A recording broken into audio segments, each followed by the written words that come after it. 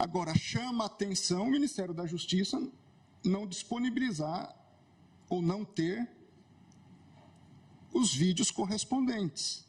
Excelência, querer falar que a culpa do 8 de janeiro foi do ministro da Justiça... Vossa Excelência que está dizendo isso. É um absurdo. Vossa Excelência que está dizendo isso. 5 comandantes estão presos. Muito embora, eu queria e o Brasil quer ver esses vídeos do Ministério. Cadê as imagens? Essa pergunta de André Mendonça deixou o ministro Alexandre de Moraes visivelmente irritado durante o julgamento. O embate foi direto e eu te mostro o momento exato agora. O funcionamento das instituições democráticas, à luz dos elementos disponíveis nos autos, não se tem característica a ponto de levar uma destituição de um poder e instituição de uma nova ordem. Excelência, me permite um... Pois não, ministro. O artigo 359-M, na verdade, fala em tentar, né? Então não se pressupõe a consumação, mas sim a tentativa. Só essa... Ambos falam em tentar. Exato. A questão, para mim, é eles não agiram para tentar depor o governo. A deposição do governo dependeria, ou essa tentativa de deposição de atos que não estava ao alcance da atuação dessas pessoas. Permite, ministro? Pois não. Porque acho que essa questão é extremamente importante, porque são 2 pontos diversos, se eu entendi o que Vossa Excelência colocou. Ao dizer que eles não, ao alcance deles, não estavam instrumentos possíveis para o golpe de Estado, então aí seria o caso de absolvição. Que eu também justifico como uma tentativa inidônea. Essas pessoas... Exato. Então, aí seria absolvição. Uma outra questão que eu acho que é mais importante do ponto de vista até para a fixação de jurisprudência da Corte é a absorção ou não. O princípio da concussão. E por que isso? Me parece que são 2 crimes, como disse, absolutamente autônomos. Até porque o ânimos é diverso. E eu dou 2 exemplos, um histórico. O golpe de 64... O golpe de 64, vamos dizer que não tivesse dado certo. Mas qual foi o golpe militar de 64? Trocar o presidente da República, João Goulart. Não foi... Em momento algum, tentar mexer com a estrutura dos outros poderes, até porque, lamentavelmente, os demais poderes aderiram. Então, você consegue vislumbrar uma tentativa de golpe na troca do poder, na troca daquele que foi legitimamente e democraticamente eleito como uma conduta autônoma. O que, na minha opinião, no meu voto, eu entendi, ao prever a intervenção, ao pedir a intervenção federal, se pretendia trocar o presidente eleito pelo candidato que perdeu. Esse é um crime. A outra coisa é atacar o funcionamento do Supremo Tribunal Federal ou do Congresso Nacional com a invasão, impedindo a atuação. Volto alguns meses. Vamos dizer que essa conduta do dia 8 de janeiro fosse antes do final do mandato do anterior presidente. A conduta idêntica. As pessoas virem, atacarem violentamente, invadirem. Nós não teríamos acusação de golpe de Estado, porque elas não estavam pretendendo trocar o presidente, mas elas estavam pretendendo obstaculizar o andamento do Supremo Tribunal Federal e do Congresso. Tenho dúvidas, ministro Alexandre, por quê? Nesse exemplo também de uma ação anterior ao encerramento do exercício do mandato do ex-presidente. Porque, formalmente, teríamos também uma consideração de um poder legitimamente eleito que estaria impedido. Na minha análise, à luz dos fatos dessas figuras, desses manifestantes vândalos, criminosos, deles não tinha ação idônea para destituir um poder. Nós podemos encontrar ação idônea em outras ações. Eu compreendo. A minha única preocupação aqui, e nesse debate, acho importante... E entendo que se encontrássemos essas condutas... Poderia haver os 2 mesmo crimes. Conforme a situação, poderia até haver os 2 crimes. Eu acho que o importante de definirmos é exatamente isso, do ponto de vista geral. Os 2 crimes podem coexistir em concurso material, dependendo da circunstância. Veja, nós estamos tratando pela primeira vez da aplicação de uma norma penal com conceitos bastante indeterminados. E uma lei extremamente nova. Então, você pega o conceito. O que é Estado Democrático de Direito? É um conceito amplo, onde nós podemos, em alguma medida, encaixar várias questões. Foi a primeira vez que nós tivemos manifestações violentas em Brasília? Não. Nós já tivemos invasão do Congresso Nacional violenta. Nós já tivemos ministérios aqui postos com incêndio, fogo. Nós já tivemos outras manifestações violentas. É verdade que penso que foi a primeira vez no Supremo Tribunal Federal. Foi. Mas em outros contextos, não. Eu acho, desculpe-me, Zandra, eu acho que a gente tem que fazer um pouco também de uma contextualização. Eu estou aqui há muitos anos e, de fato, assisti a várias invasões de ministérios, episódios isolados que nós tivemos a partir de movimentos sociais, protestos e coisas do tipo. Nós jamais tivemos um grupo acumulado na frente de quartéis pedindo intervenção federal. É preciso colocar isso nos seus devidos marcos e contextos. Isso está contextualizado. Eu entendo a ponderação de vocês. Este é um dado. Nós tivemos, e a gente viveu isso na pele, 7 de setembro, em que imaginávamos que aquilo poderia descambar para a arruaça que se transformou o 8 de janeiro. Nós sabemos disso, o ministro Fux viveu essa realidade, a ministra Rosa. Em suma, então são questões que precisam ser olhadas nessa perspectiva. Afora o incentivo que havia a partir do próprio chefe do Poder Executivo para esse tipo de prática, ou mesmo para a omissão. De modo que, ainda ontem vi essa consideração sobre o passeio no parque. Jamais houve passeio no parque. Não se tratava de passeio no parque, ministro Cássio, nem de um incidente. A cadeira que o senhor está sentado, depois, a cadeira que o senhor está sentado, estava lá na rua, no dia da invasão. É só para justificar mesmo, mas essa expressão não foi minha. Não fui eu que disse isso. Então, está longe de se tratar disso. É preciso que a gente contextualize isto e que havia... É importante essa contextualização. Só para encerrar, desculpe-me mesmo, mas só para encerrar, na verdade, estava implícito em toda essa ação que, ao fim e ao cabo, diante da anomalia, da anarquia instaurada, nós teríamos uma GLO.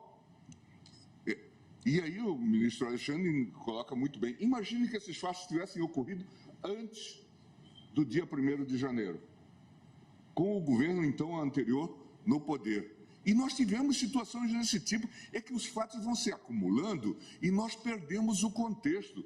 O 12 de dezembro, dia da diplomação do presidente da República. Atos, não só de vandalismo, de terrorismo. Ônibus incinerado. A Polícia Federal invadida. Carros pegando fogo embaixo de posto de gasolina. Há muitas perguntas sem resposta, ministro Gilmar. Não, eu digo só para colocar. Agora, eu estou tentando me deter no caso concreto. Não, sim. Porque, vamos lá, eu fui ministro da Justiça. E o senhor também trabalhou no Palácio do Planalto, na subchefia de assuntos jurídicos. Em todos esses movimentos de 7 de setembro, como ministro da Justiça, eu estava de plantão com uma equipe à disposição, seja no Ministério da Justiça, seja com policiais da Força Nacional que chegariam aqui em alguns minutos para impedir o que aconteceu. Eu não consigo entender, e também carece de resposta, como que o Palácio do Planalto foi invadido da forma como foi invadido. Vossa Excelência sabe o rigor de vigilância e cuidado que deve haver lá. O fato é o seguinte, Eu não vou entrar nesse mérito hoje. Acho que não nos cabe, pelo menos da minha parte, não é intenção entrar nesse mérito hoje. A minha intenção é avaliar a conduta do senhor Aécio Lúcio Costa Pereira. Ministro André, se me permite, já que Vossa Excelência entrou, nesse caso, as investigações demonstram claramente o porquê houve essa facilidade. 5 coronéis comandantes da PM estão presos, exatamente porque desde o final das eleições se comunicavam por zap, dizendo exatamente que iriam preparar uma forma de, havendo manifestação, a Polícia Militar não reagir. Então, claramente, a Polícia Militar, eu também fui ministro da Justiça e sabemos nós dois, que o ministro da Justiça não pode utilizar a Força Nacional se não houver autorização do governo do Distrito Federal, porque isso fere o princípio federal. Não em relação aos prédios federais. Não em relação à Praça dos Três Poderes. Mas em relação às edificações federais, ele pode e deve com fazer. todo respeito, Vossa Excelência, querer falar que a culpa do 8 de janeiro foi do ministro da Justiça... Vossa Excelência que está dizendo isso. É um absurdo. Vossa Excelência que está dizendo isso. 5 comandantes estão presos... Muito embora eu queria e o Brasil quer ver esses vídeos do Ministério da Justiça. O ex-ministro da Justiça, que sucedeu Vossa Excelência, fugiu para os Estados Unidos, Eu sou advogado de ninguém e jogou o celular dele no lixo. Eu não sou advogado e foi de preso. ninguém. E agora Vossa Excelência, Vossa Excelência vem no plenário do Supremo Tribunal Federal, que foi destruído, para dizer que houve uma conspiração do governo contra o próprio governo. Tenha dó. Não coloque palavras na minha boca. Tenha dó. Não coloque palavras na minha boca. Não coloque palavras na minha boca. Tenha dó, Vossa Excelência. Não, eu tenho a impressão só que a gente precisa... Posso terminar, meu... Não, pode terminar. É só para a gente ter esse leitmotiv, esse pano de fundo, para que possamos, de fato, entender. É claro, e Vossa Excelência tem razão, nós estamos julgando o Aécio, mas é preciso que a gente entenda esse contexto. Eu acompanhei, como Vossa Excelência, muitos desses episódios, acompanhei também o episódio do trancamento de rodovias, especialmente no meu estado. Dialoguei com o ministro da Justiça de então, em que carros eram atravessados na pista e inicialmente começou-se como se fosse uma greve de caminhoneiros. E nós sabemos o que greve de caminhoneiros representa. Está se celebrando agora essa triste efeméride, 50 anos do golpe no Chile, que começa com a marca dos caminhoneiros em greve. E aqui era uma greve, era um lockout, eram empresários atravessando carros na pista. Imagina o que isso significa, daqui a pouco desabastecimento, dificuldades. Eu cheguei a falar com o ministro da Justiça naquele momento, e ele dizia: nós não temos força para enfrentar, e para isso precisa-se da GLO, precisa-se de GLO. GLO era exatamente a senha para a insegurança. É isso que a gente precisa entender. Esse grupo estava conectado no comando. Veja, é claro que temos que isolar, que temos que julgar os casos que estão postos, mas havia uma questão que estava toda ela associada. Eu até, na conversa com ele, fiz um pouco de abordagem jocosa e disse: poxa, a Galocura, a torcida do Galo, conseguiu abrir pistas porque eles estavam sendo impedidos de ir ao jogo, ministra Carmen. Mas a nossa Polícia Rodoviária Federal não conseguia, precisava das Forças Armadas. Esse caso é tão esdrúxulo, ministro Gilmar. É verdade. Me traz tanta inquietação. Veja, todo o contorno do que ouvimos dizer, se formos fazer uma retrospectiva dos atos, pré-8 de janeiro, ali, 6, 7, havia anunciado, vamos todos a Brasília. Primeira coisa, Polícia Rodoviária Federal, na greve dos caminhoneiros, ministro Gilmar, que foi tentada no governo anterior, eu era ministro da Justiça, eu passei a madrugada na sede da Polícia Rodoviária Federal, acompanhando o relatório minuto a minuto de eventuais tentativas de bloqueio de estradas, em função até da experiência pretérita negativa que havia ocorrido no governo Temer. O que eu quero dizer, a Polícia Rodoviária Federal tinha condições de evitar a chegada. Dia 6, dia 5, dia 7, não sei. Não foi feito. Toda a construção é de que era uma tragédia anunciada. Agora, houve, eu vou usar a expressão, falhas sistêmicas desde esse ponto. O que houve, não tenho dúvidas, falhas, eu vou usar a expressão falhas porque não estamos julgando essas pessoas, sistêmicas na Polícia Militar do Distrito Federal. Mas também há dúvida razoável sobre como é que esse grupo entra com a facilidade como entrou, não digo no Supremo, eu não digo nem no Congresso, dentro do Palácio do Planalto. É inconcebível. Onde estava todo o efetivo da Força Nacional? Eu não tenho. Hoje o Brasil não sabe. Eu me lembro naquele contexto em que havia o inquérito, ainda há o inquérito, em relação à reunião que o ex-presidente Bolsonaro teve com os ministros, e essa reunião foi gravada, e havia toda uma discussão sobre, a partir de uma determinação do ministro Celso de Mello, para se entregar aquele vídeo, aquela fita, e toda a atuação, tanto minha como do ministro Levi, à época advogado-geral, nós temos que entregar independente do que contenha. Independente do que contenha. E foi entregue. Agora, chama a atenção o Ministério da Justiça não disponibilizar ou não ter os vídeos correspondentes.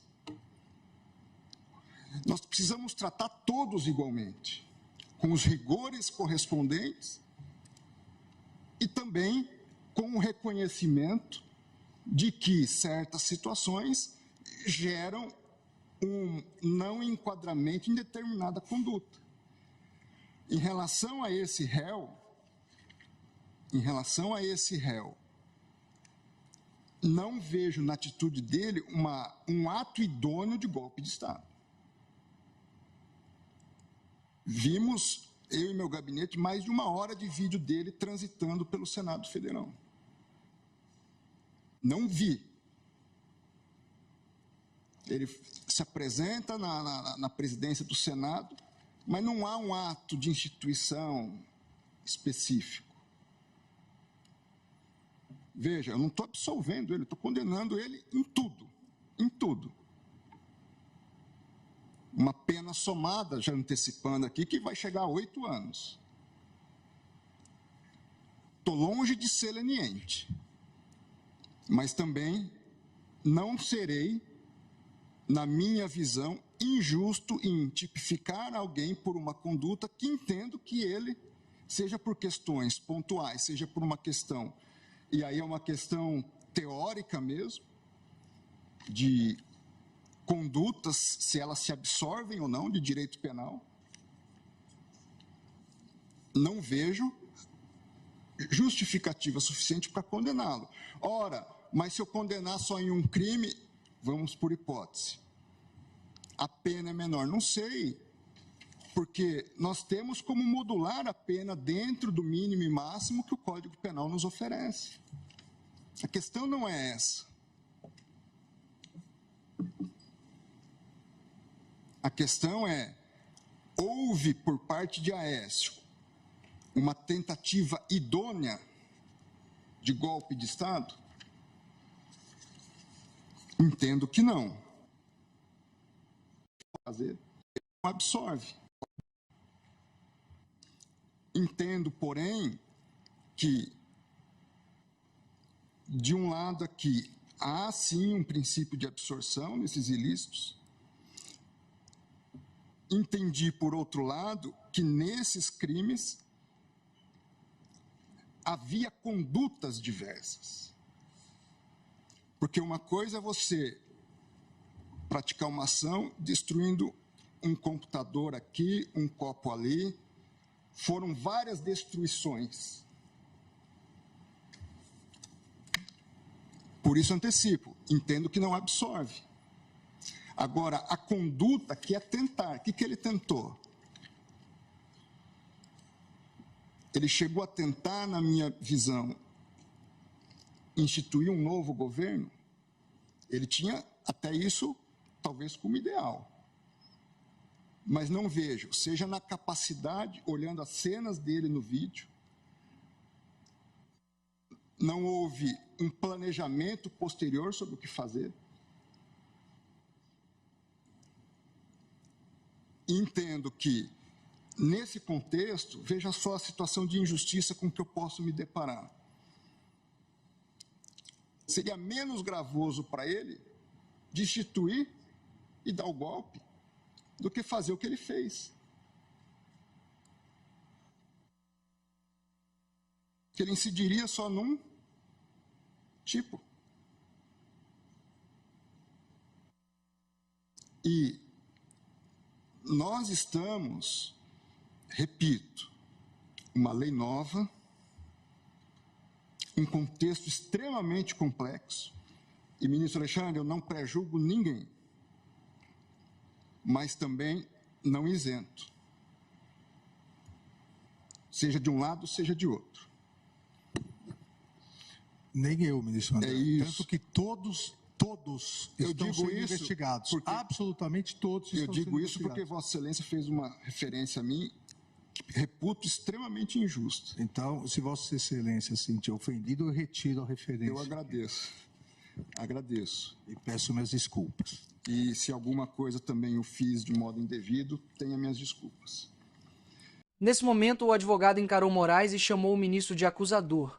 Agora você vai ver o momento exato em que a situação sai do controle e Moraes responde: patético e medíocre.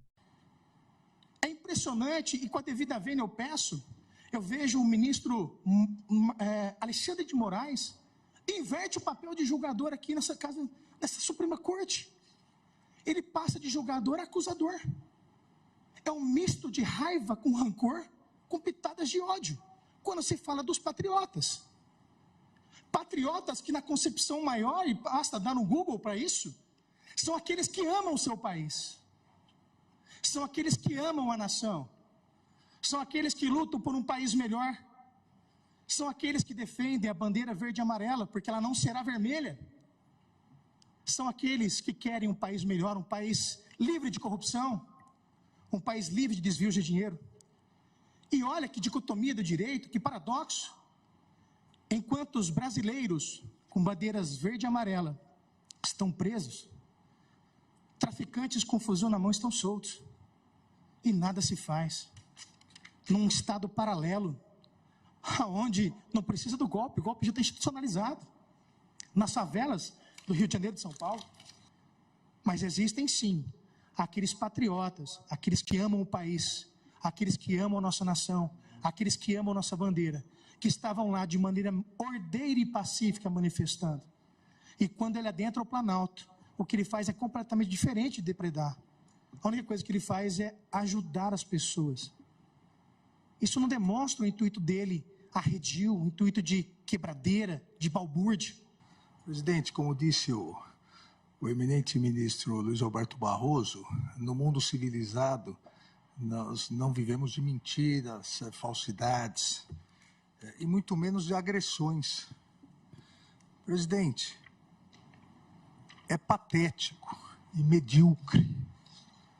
Eu repito, é patético e medíocre que um advogado suba à tribuna do Supremo Tribunal Federal com um discurso de ódio, um discurso para postar depois nas redes sociais que veio aqui agredir o Supremo Tribunal Federal, talvez pretendendo ser vereador do seu município no ano que vem. E eu digo com tristeza, presidente, que o constituído, o réu aguarda que o seu advogado venha aqui, venha defender tecnicamente, venha analisar tipo por tipo. O advogado ignorou a defesa. O advogado não analisou nada, absolutamente nada. Não analisou associação criminosa, não analisou dano, não analisou nada porque o advogado preparou um discursinho para postar em redes sociais. Isso é muito triste. Os alunos que aqui se encontram, os alunos do curso de Direito da Universidade de Rio Verde, de Goiás, hoje tiveram uma aula do que não deve ser feito na tribuna da Suprema Corte do país. Hoje tiveram uma aula do que um advogado constituído não deve fazer para prejudicar o seu constituinte. Ou seja, esquecer o processo e querer fazer uma média com os patriotas. Realmente é muito triste.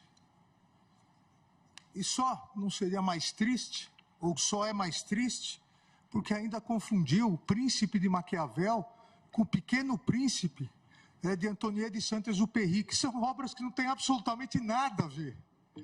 Mas, obviamente, quem não leu nenhuma nem outra, vai no Google e às vezes dá algum problema. É o problema do mundo das redes sociais. Então, realmente muito triste isso que ocorreu hoje aqui, presidente. Primeiro com ofensas diretas a mim, depois ofendendo o ministro Luiz Roberto Barroso. Na verdade, mais do que ofendendo pessoalmente, ofendendo institucionalmente o Supremo Tribunal Federal e ofendendo institucionalmente a própria Justiça. Então, é um momento triste e, infelizmente, para o advogado, um momento triste que vai ficar na história e nos anais do Supremo Tribunal Federal.